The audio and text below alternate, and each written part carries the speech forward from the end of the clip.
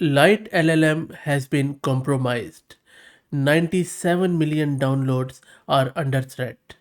If you have installed it recently, or if any of your projects depend on it, your SSH keys, your AWS credentials, your API keys, your crypto wallets, all of it may already be in the hands of an attacker right now. I'm making this emergency video to break down exactly what happened, how bad it really is, and what you need to do immediately to protect yourself. Stay with me until the end because the remediation steps are very critical. This is Fahad Mirza and I welcome you to the channel. Please also follow me on X for latest updates on this issue. So, what exactly has happened here? But before that, let's try to unpack what exactly is this LiteLLM if you don't know about it. LiteLLM is quite widely used packages in the entire AI developer ecosystem. It is a universal adapter. It lets your code talk to OpenAI, Anthropic, basically any LLM API or hosted models through one unified interface. If you have built an AI agent, an MCP tool, or any kind of AI powered app in Python, there is very good chance you might have stumbled upon this light LLM in the past. We also have covered it a lot on the channel in the last couple of years and so that is why I'm quite alarmed that this has happened to this uh, project because 97 million downloads per month. This is a number that should make your stomach drop, really. This is not some obscure library. This is core infrastructure for the AI development world, which is exactly why it was targeted. And that is why I keep saying in my video that safety and security of AI infrastructure, projects, and everything should not be an afterthought. So, what has had happened here? Just few hours back, someone published Lite LLM version 1.82.8 to PyPI, the main Python package repository. This version looked completely normal from the outside, but buried inside it was a malicious file called LiteLLM underscore init.path. I'm also going to explain the whole pathway, but let's try to understand what exactly is there in this critical issue, which sometimes they close, sometimes they open, which is quite weird. Now, this is what makes this so dangerous. A .pth file in Python is automatically executed by the Python interpreter every single time it starts up. You don't need to import LiteLLM. You don't need to run any LiteLLM code. The moment Python starts, the malware runs silently in the background. The payload was double based 64 encoded to hide it from anyone scanning the package. When it decoded, it ran a three-stage attack, and you can see it here. So stage 1, it was collection. It swept your entire machine for anything valuable like SSH private keys, AWS and GCP and Azure credentials, Kubernetes configs, every environment variable, meaning every API key you had set, your Git credentials, shell history, database passwords, crypto wallet files, CI/CD secrets, basically everything.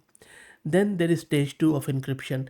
It didn't just send your files in plain text, it generated a random AES 256 session key, encrypted your data, then encrypted that key with a hard coded 4096 bit RSA public key. This means only the attacker can decrypt it. There is no chance of intercepting it in transit and reading it. Then comes stage 3 of exfiltration. Everything got bundled into a tar archive and posted to a domain called models.litellm.cloud, not llm.ai, which is a legitimate site or look-alike domain controlled by the attacker. And it didn't stop there. If you had Kubernetes running, it attempted to read all your cluster secrets across every namespace and spin up privilege pods to install a persistent backdoor. On your local machine, it tried to install a hidden service that would survive reboots. Now, This is where it really gets even scarier, and this is the part that even Andrej Karpathy flagged on X, and I think this is really important for people to understand. Maybe you're thinking, I don't use LiteLLM directly, so I'm fine. You might not be, seriously. LiteLLM is a dependency of many other popular packages. Now, listen: DSPY, which is a major AI framework. Various MCP plugins depend on it. If you ran pip install DSPY, pip install LiteLLM automatically. If you installed an MCP plugin in Cursor, it might have pulled in LiteLLM behind the scenes without you ever knowing. This is what a supply chain attack is. You don't attack the target directly.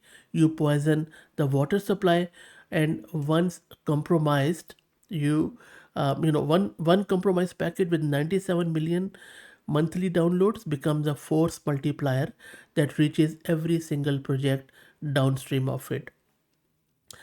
Now, before I show you, how to fix it, let me tell you a very interesting story as how it was discovered. That is a genuinely wild story, and you should really check out the X2 for that. The attack was only discovered because the malware had a bug in it. That's it. The person who found it was using an MCP plugin inside Cursor that pulled in LiteLLM as a transitive dependency.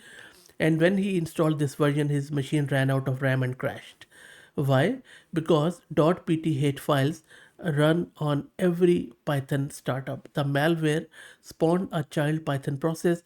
That child process also triggered the .pth file, which spawned another child, which is really, really scary.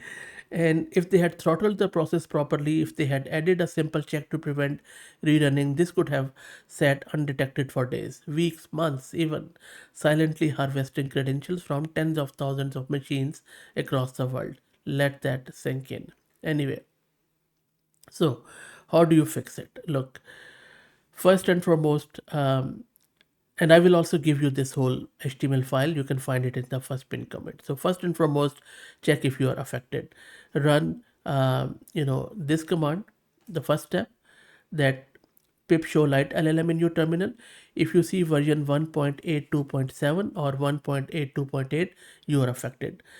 Also check all your virtual environments, your CI/CD pipelines, your Docker containers, anywhere where the Python lives. Second step, I would highly recommend it, that remove it. Clear your cache, run pip uninstall LiteLLM, and then pip cache purge. If you use UV, delete your UV cache too. If you use Conda, delete your or remove your Conda environment. Then you should, if you really need it, I would suggest just hold on installing it again. If you really need it, go with the previous version, like 1.82.6, something like that.